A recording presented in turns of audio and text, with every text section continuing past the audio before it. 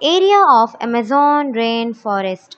Amazon rain forest south America में है और ये 5.5 मिलियन स्क्वायर किलोमीटर के एरिया में लाए करता है।